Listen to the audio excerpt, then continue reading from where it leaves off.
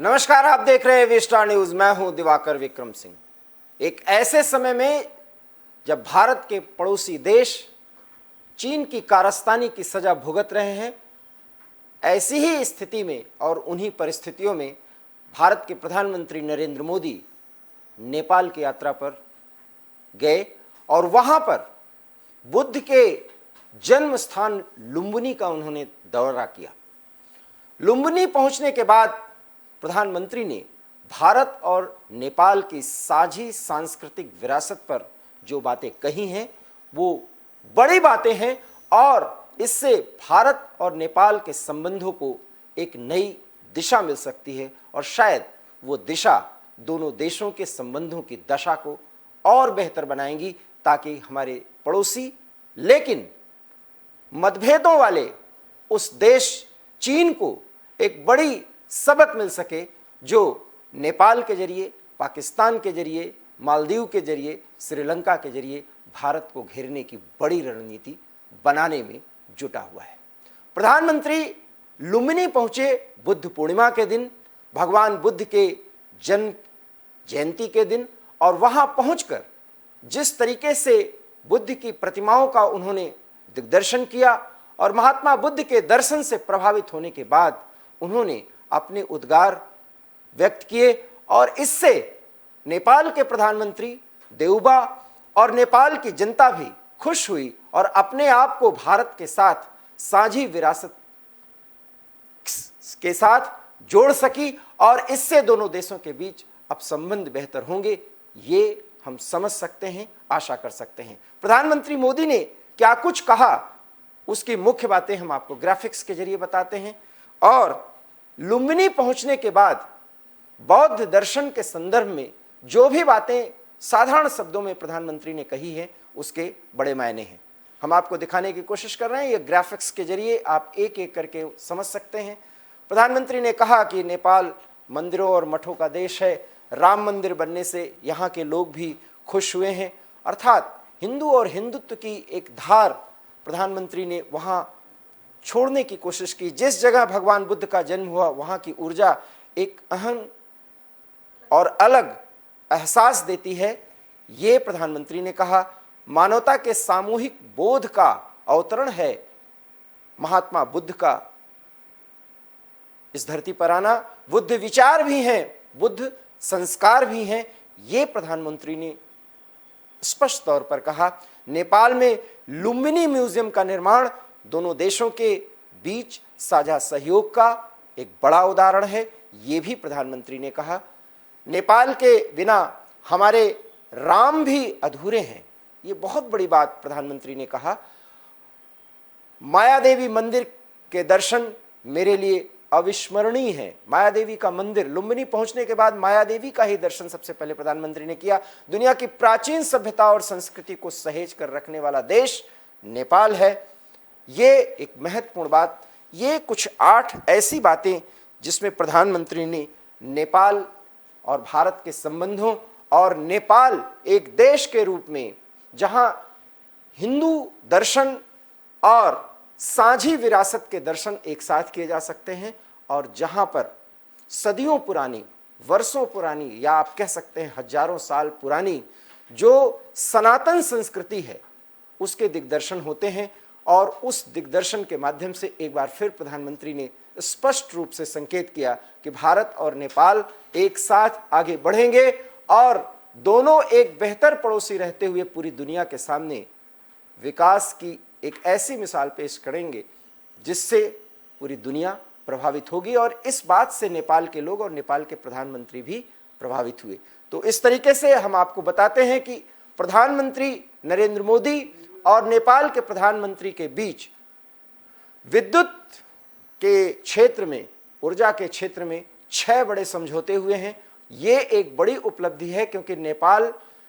प्राकृतिक संसाधनों से भरपूर एक ऐसा देश है जो अपने ताकत पर अगर उसके साथ विकास को आगे बढ़ाया जाए तो विद्युत ऊर्जा के क्षेत्र में दोनों देश क्रांतिकारी कदम आगे बढ़ा सकते हैं और पूरी दुनिया के सामने एक बड़ी मिसाल पेश कर सकते हैं। प्रधानमंत्री मोदी सोमवार सुबह वायुसेना की हेलीकॉप्टर से लुम्बिनी पहुंचे और वहां पर शेर बहादुर देउबा जो नेपाल के प्रधानमंत्री हैं, उन्होंने जोरदार स्वागत किया। सबसे पहले महामाया मंदिर का दर्शन किया प्रधानमंत्री मोदी ने, और उसके बाद उन्होंने कहा कि मैं अभिभूत हूँ इस दर्शन से। और साझी विरासत के संदर्भ में भी प्रधानमंत्री ने बहुत महत्वपूर्ण बातें कही हैं, और विद्युत ऊर्जा के क्षेत्र में जो समझौते हुए हैं उसके बारे में भी प्रधानमंत्री ने बताया है कि दोनों देश मिल करके ये विद्युत का उत्पादन करेंगे, और नेपाल के मूलभूत सुविधाओं के विकास में अब भारत कोई भी कोर कसर नहीं छोड़ेगा। ये प्रधानमंत्री ने भी साफ तौर पर नेपाल के लोगों को, नेपाल के प्रधानमंत्री को बताया। और इसके साथ साथ बौद्ध शिक्षा को लेकर के, बौद्ध संस्कृति को और बौद्ध फिलॉसफी पर जिस तरीके से नेपाल के लोग आगे आए हैं, और नेपाल से जो संदेश जाता है वो भारत के लिए और नेपाल के लिए कितना महत्वपूर्ण है, वो भी प्रधानमंत्री ने बताया है। और 6 समझौतों पर जो हस्ताक्षर किया गया उसके बारे में भी प्रधानमंत्री ने प्रकाश डाला है, जिसमें जल विद्युत विकास और कनेक्टिविटी को लेकर के बेहतर चर्चा हुई है। और इस चर्चा के माध्यम से जो भी बातें हुई हैं द्विपक्षीय स्तर पर, उसमें आने वाले समय में पनबिजली के क्षेत्र में भारत और नेपाल बहुत कुछ काम करेंगे, और दोनों को किस तरह से बिजली जो उत्पादन किया जाएगा, जो साझे सहयोग से जो परियोजनाएं आगे बढ़ेंगी, और अरबों डॉलर का जो निवेश भारत कर रहा है, उससे नेपाल को जो फायदा होने वाला है वो चीन को एक साफ संकेत है कि चीन नेपाल को सस्ते दरों पर कर्ज तो देता है, लेकिन उसके एवज में नेपाल के स्वाभिमान पर जो चोट करने की समय समय पर कोशिश की है उसको नेपाल के लोगों ने समझा है। और शायद श्रीलंका के आपात स्थिति और वहां पर जिस तरह से अराजकता का दौर चल रहा है और भारत जो सहयोग दे रहा है उसका जिक्र तो कहीं नहीं किया गया, लेकिन प्रधानमंत्री नरेंद्र मोदी ने डायरेक्ट इनडायरेक्ट ये संकेत करने की कोशिश की है कि भारत अपने पड़ोसियों के साथ मित्रता और भाईचारे और बराबरी के आधार पर आगे बढ़ता रहेगा, और दोनों एक दूसरे के अनुभवों का फायदा उठा करके एक दूसरे के विकास के लिए कृत संकल्पित रहेंगे। जैसे भारत नेपाल के साथ कर रहा है, ऐसा अपने सभी पड़ोसियों के साथ करना चाहता है और आगे बढ़ना चाहता है, ताकि भारत दक्षिण एशिया के इन देशों को एक साथ लेकर के और पूरी दुनिया के सामने अपने संसाधनों और अपने अनुभवों के आधार पर विकास की एक नई राह दिखा सकता है। और नेपाल के प्रधानमंत्री अर्थात वहां की सरकार प्रधानमंत्री मोदी के विचारों से पूरी तरह से सहमत दिखे, और जिस तरीके से बौद्ध फिलॉसफी अर्थात बौद्ध दर्शन पर प्रधानमंत्री ने नेपाल को भारत के साथ जोड़ने की कोशिश की, ऐसे में आने वाले समय में लुम्बिनी का महत्व और ज्यादा बढ़ने वाला है, ये बात स्पष्ट हो गई। और इसके कारण से नेपाल में भी प्रधानमंत्री मोदी ने जिस तरीके से राजनयिक मिशन के तहत दोनों देशों की संस्कृतियों और दोनों देशों की आर्थिक जरूरतों को एक साथ जोड़ने की कोशिश की, उस कोशिश में वो एक दिन की यात्रा में पूरी तरह से सफल दिखे। और बुद्ध पूर्णिमा के दिन लुम्बिनी जाकर के महामाया का दर्शन कर और साथ ही साथ बौद्ध दर्शन और बौद्ध सिद्धांतों के बारे में जिक्र करके प्रधानमंत्री ने बोधगया, सारनाथ और लुम्बिनी को साझी विरासत और साझी संस्कृति का प्रतीक बताकर एक तरह से नेपाल और भारत को दो अलग देश लेकिन आत्मा एक है, ऐसा कुछ साबित करने की कोशिश की। और वो भी उदाहरणों के माध्यम से, संस्कृति के कुछ मूल्यों के माध्यम से, और इस बात से सहमत दिखे। पूरी बात नेपाल के लोगों को और नेपाल के सरकार को, नेपाल के प्रधानमंत्री को समझ में आई। और आने वाले समय में जिन 6 समझौतों पर, जिसमें पनबिजली परियोजनाओं के विकास को लेकर के ढेर सारी बातें हुई हैं, ऐसे में चीन की कारस्तानी को अब भारत रोक सकेगा। हालांकि नेपाल एक स्वतंत्र और संप्रभु देश है और दोनों देश अपने आप को एक साथ रखते हुए और अन्य देशों के साथ समझौते कर सकते हैं,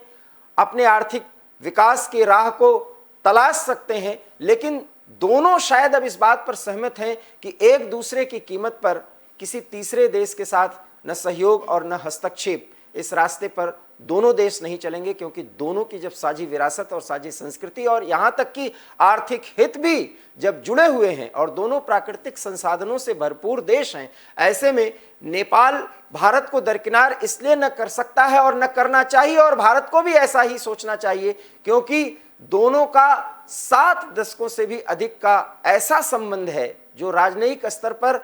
जिसमें किसी भी तरह की कोई औपचारिकताएं नहीं हैं, और वो साझी विरासत की सहमति की और एक साथ आगे बढ़ने की